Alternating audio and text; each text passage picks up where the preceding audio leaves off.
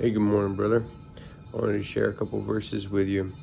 In Romans 15, 4, says, "What it was written in earlier times was written for our instruction, so that through perseverance, which is a choice we have to make, and the encouragement of the scriptures, we might have hope." And so as we're reading, the scriptures, he's written that for our encouragement so that we have hope. I think if we have both encouragement and hope, then that gives us a lot of motivation, good motivation to get things done.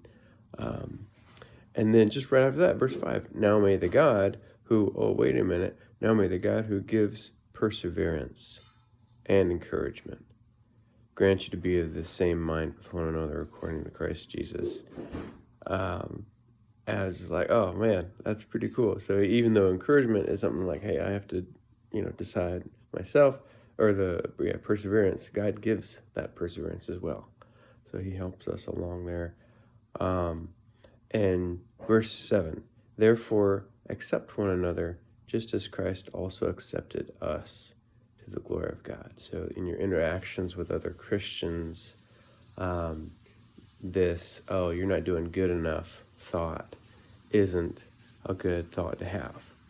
Now, we don't sit complacent if our brothers are saying, hey, I love sin and I'm going to pursue sin. I'm going to let that stay in my life.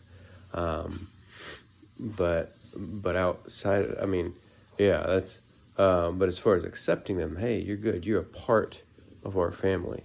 And how much, in the same way, if God is asking us to treat our brothers and sisters in that way, I think he's also asking us to treat ourselves in that way, right? To accept ourselves.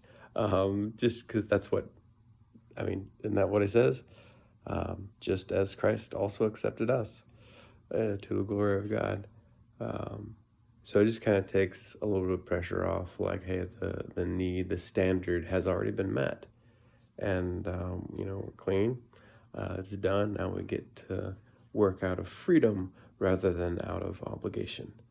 Even though my emotions say, oh, yes, but I want to, I have this obligation of volition, but not an obligation of the law.